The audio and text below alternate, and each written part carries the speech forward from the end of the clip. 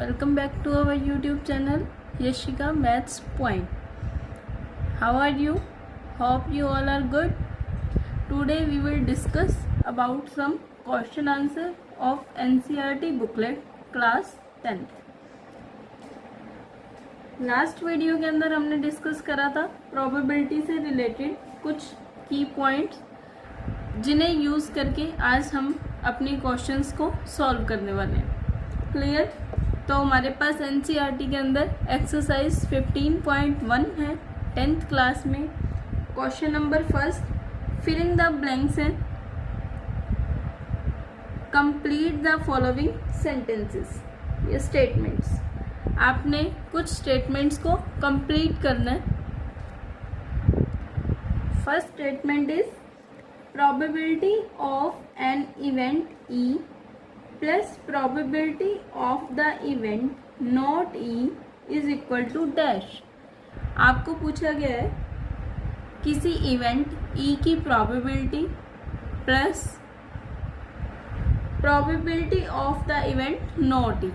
हमने last videos के अंदर डिस्कस करा था किसी इवेंट के होने की probability means probability of an event E plus probability of an event not E means किसी इवेंट के ना होने की probability, दोनों का सम always 1.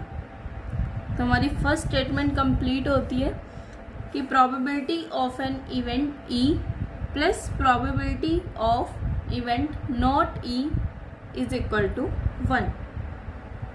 Second statement, the probability of an event that cannot happen is dash.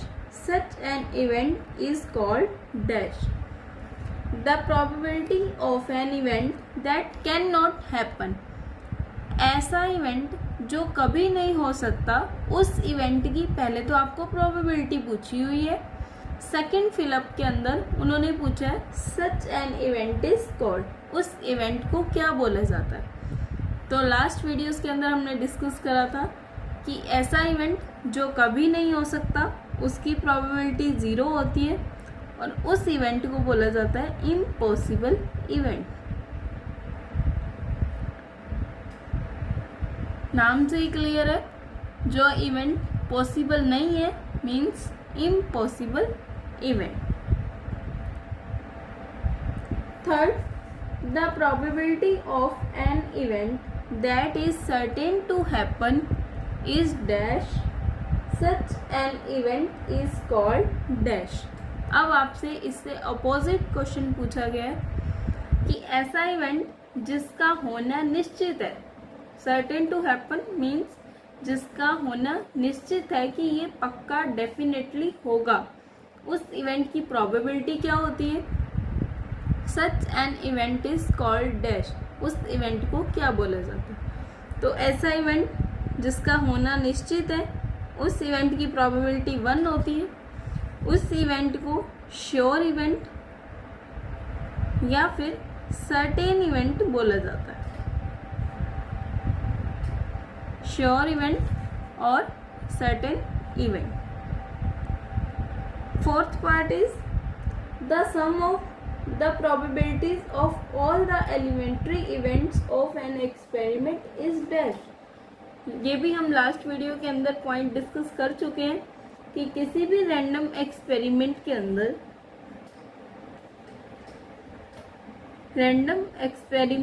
अंदर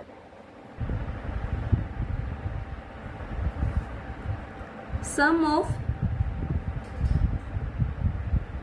probabilities of elementary events, उस experiments के जितने भी एलिमेंट्री इवेंट्स हैं उन सब की प्रोबेबिलिटीज़ का सम ऑलवेज 1 होता है. Sum of probabilities of elementary events of any random experiment is dash means is 1. Clear? Fifth part, the probability of an event is greater than और equal to dash and less than और equal to dash. आपसे पूछा गया है कि probability ऐसे कौन से नंबर से बड़ी या फिर इक्वल होती है और ऐसे कौन से नंबर से छोटी या फिर उसके इक्वल होती है। मैंने आपको बताया था always lies between 0 and 1। Probability हमेशा इन दो नंबर्स के बीच में लाई करती है, 0 एंड 1। ऐसा इवेंट जिसकी प्रोबेबिलिटी 0 है मीन्स इम्पॉसिबल इवेंट, और ऐसा इवेंट जिसकी प्रोबेबिलिटी 1 है इट मीन्स श्योर इवेंट या फिर सर्टेन इवेंट। क्लियर? अगर किसी बच्चे को किसी भी वीडियो में कोई क्वेश्चन क्लियर नहीं हो रहा तो हमें कमेंट सेक्शन में कमेंट ज़रूर करें, आपके डाउट्स क्लियर करे जाएंगे। और इसी टॉपिक के नोट्स आपको डिस्क्रिप्शन बॉक्स में लिंक ज़रूर मिल जाएगा। इसके बाद सेकंड क्वेश्चन पे बात आती है, which of the following experiments have equally likely outcomes, explain. मैंने लास्ट वीडियो के अंदर आपसे डिस्कस करा था इक्वली लाइकली आउटकम्स क्या होते हैं।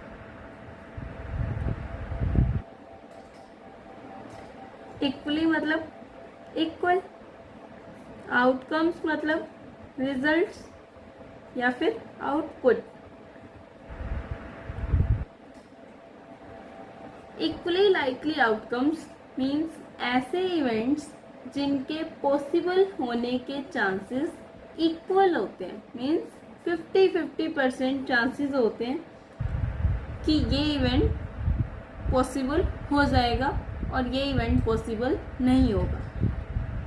इवेंट के पॉसिबल होने के 50-50 चांसेस होते हैं, उस इवेंट को बोला जाता है इक्वली लाइकली आउटकम्स। क्लियर? तो सेकंड का फर्स्ट पार्ट है, a driver attempts to start a car, the car start or does not start. कोई ड्राइवर है, वो कार को स्टार्ट करने की कोशिश कर रहा है। अब उन्होंने पूछा है क्या ये इक्वली लाइकली आउटकम है, कार स्टार्ट होगी या नहीं होगी। तो कार स्टार्ट हो भी सकती है, मे बी कार स्टार्ट ना भी हो, बट इसके अंदर कोई ऐसा 50-50 चांसेस नहीं है। क्या पता फर्स्ट अटेम्प्ट में ही हो जाए, क्या पता पूरा दिन लगे रहो तो भी कार स्टार्ट नहीं हो। क्लियर? तो इसका आंसर आएगा no, this is not an equally likely outcome. Clear? Second part है इसका, a player attempts to shoot a basketball, she or he shoots or misses the shots. कोई प्लेयर है जो बास्केटबॉल को शूट करने की कोशिश कर रहा है, अटेम्प्ट्स कर रहा है, मीन्स उसका टारगेट बास्केटबॉल के बिल्कुल ऊपर है। तो उन्होंने प्रोबेबिलिटी पूछी है क्या वो शूट करेगा या शॉट को मिस कर देगा। तो इसके अंदर भी इक्वली लाइकली आउटकम नहीं है, क्योंकि बास्केटबॉल के ऊपर ही शूट करना है और जो प्लेयर है उसका पूरा फोकस उस बास्केटबॉल के ऊपर है कि वो फर्स्ट अटेम्प्ट के अंदर ही फुल ऑन ट्राई करेगा कि मेरा शूट हो जाए। क्लियर? तो इसमें भी कोई इक्वली लाइकली आउटकम नहीं है, इसका भी आंसर नो। थर्ड क्वेश्चन है, a trial is made to answer a true false question. कोई हम ट्राई कर रहे हैं, मीन्स जैसे हम बोलते हैं तुक्का मारना, हम किसी MCQ या ट्रू फॉल्स क्वेश्चन को ट्राई कर रहे हैं, द आंसर इज राइट और रॉन्ग। इसमें 50-50% चांसेस हैं, क्योंकि कोई ट्रायल है, क्वेश्चन हमें नहीं पता, वो ट्रू हो भी सकता है और वो फॉल्स भी हो सकता है। आंसर के ऊपर डिपेंड करता है कि ये ट्रू होगा या फॉल्स होगा। तो yes, this is equally likely outcome. True और फॉल्स दोनों के आने के चांसेस बिल्कुल इक्वल है। क्लियर? फोर्थ पार्ट के अंदर है, a baby is born, it is a boy or a girl. कोई बेबी का बोर्न होता है, ये एग्जाम्पल हमने लास्ट वीडियो के अंदर भी डिस्कस करा था। वो बेबी बॉय भी हो सकता है और गर्ल भी हो सकता है। तो बेबी बॉय होने के भी 50% चांसेस हैं और बेबी गर्ल होने के भी 50% चांसेस हैं। तो yes, this is equally likely outcome. Clear? Third question के अंदर है why is tossing a coin considered to be a fair way of deciding which team should get the ball at the beginning of a football game. Question के अंदर पूछा गया है जब भी कोई फुटबॉल का गेम खेलते हैं तो कॉइन को टॉस करके, सिक्के को टॉस करके ही क्यों डिसाइड किया जाता है कि कौन पहले बॉलिंग करेगा और कौन पहले बैटिंग करेगा. मीन्स कि सिक्के को उछालना ही एक मतलब फेयर वे मीन्स बिना किसी पक्षपात, बिना किसी भेदभाव के ही कंसीडर किया गया है. मीन्स अब इसके अंदर आपने भी कई बार देखा होगा जब आपस में आप गेम्स खेलते हो अपने फ्रेंड्स के साथ, तो उसके अंदर क्या होता है कि पहले कौन बॉलिंग करेगा, कौन सी टीम बैटिंग करेगी, तो इसके लिए हम कोई ना कोई टॉस करता है. ठीक है, तो उन्होंने पूछा है कि कॉइन से ही टॉस करके क्यों मतलब बिना भेदभाव का तरीका माना गया. तो इसमें आपने कहना है कि जब भी हम कॉइन को उछालते हैं तो जब कॉइन को उछालते हैं तो उसके अंदर हमारे पास 2 आउटकम्स मेनली रहते हैं.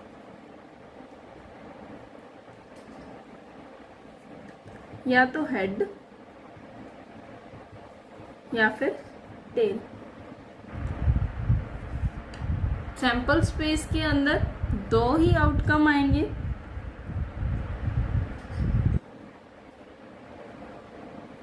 हेड या फिर टेल. तो कॉइन को जब उछालते हैं तो हेड आने के भी 50% चांसेस हैं और टेल आने के भी 50% चांसेस हैं. तो कॉइन को उछालना एक इक्वली लाइकली आउटकम है. मीन्स हेड आने के भी उतने ही चांस हैं जितने टेल आने के चांसेस हैं. तो कॉइन को उछालना ही हमेशा एक फेयर वे माना गया है कि गेम्स के अंदर कौन पहले बॉलिंग करेगा और कौन पहले बैटिंग करेगा, क्योंकि हमारे सैंपल स्पेस के अंदर इसके अंदर 2 ही एलिमेंट्स हैं, 2 आउटकम्स आएंगे और दोनों इक्वली लाइकली आउटकम्स हैं. क्लियर. फोर्थ क्वेश्चन है which of the following can not be the probability of an event. आपको 4 ऑप्शन दिए गए हैं A, B, C, D. 2/3, -1.5, 15% and 0.7. आपसे पूछा गया कि इनके अंदर ऐसा कौन सा ऑप्शन है जो किसी इवेंट की प्रोबेबिलिटी नहीं हो सकता. तो आप इसको कैसे देखोगे. मैंने आपको बताया कि प्रोबेबिलिटी हमेशा लाई करती है 0 और 1 के बीच में. प्रोबेबिलिटी 0 से कम नहीं हो सकती और 1 से बड़ी नहीं हो सकती. तो 0 प्रोबेबिलिटी इम्पॉसिबल इवेंट में आएगी और 1 प्रोबेबिलिटी श्योर इवेंट में आएगी. बट हमें सिर्फ चाहिए कि प्रोबेबिलिटी का रिजल्ट 0 और 1 के अंदर आना चाहिए. उन्होंने पूछा है कि ऐसा कौन सा इवेंट है जो प्रोबेबिलिटी जिसकी इन 4 में से नहीं हो सकती. तो देखते ही क्लियर है ऑप्शन बी, क्योंकि ये नेगेटिव में रिजल्ट आ रहा है, माइनस का 1.5 आ रहा है. मीन्स ये 0 से छोटा इवेंट हो गया, तो इसलिए ये किसी इवेंट की प्रोबेबिलिटी नहीं हो सकती. अगर हम फर्स्ट ऑप्शन 2/3 लें तो इसकी वैल्यू 0.666 कुछ इस तरह से आएगी. तो 0.6 0 और 6 0 एंड 1 के बीच में लाई करता है, तो इट मीन्स ये तो किसी इवेंट की प्रोबेबिलिटी हो सकता है. नेक्स्ट है -1.5, ये नेगेटिव रिजल्ट है. नेगेटिव में कभी भी प्रोबेबिलिटी नहीं आ सकती. थर्ड है 15%, मीन्स आप 0.15 लिख सकते हैं. मतलब 0.15 0 एंड 1 के बीच में ही लाई करता है. 0.15 always lies between 0 and 1 and last one is 0.7. ये भी 0 और 1 के बीच में ही लाई करता है, तो इट मीन्स ये भी किसी इवेंट की प्रोबेबिलिटी हो सकता है. क्लियर. क्वेश्चन नंबर 5 है if P of E means probability of an event is 0.05, what is the probability of not E. आपको पूछा है कि नॉट ई की प्रोबेबिलिटी क्या होगी, या फिर इसको लिख सकते हो आप पी ब्रैकेट ई बार। क्लियर। हमने पढ़ा फर्स्ट ऑप्शन के अंदर भी पढ़ के आए हैं, probability of an event E plus probability of event not E, दोनों का सम हमेशा 1 होता है। क्लियर। तो probability of an event E आपको दिया हुआ है 0.05 plus probability not E is equal to 1। तो probability not E is equal to 1 minus 0.05 0.95। Probability of an event not E की वैल्यू आपके पास आ जाएगी 0.95। क्लियर। तो आज के लिए 5 ही क्वेश्चन करते हैं। नेक्स्ट वीडियो के लिए चैनल पर बने रहिए। नेक्स्ट वीडियो में आपको 6th क्वेश्चन से ऑनवर्ड्स मिल जाएंगे। Thank you.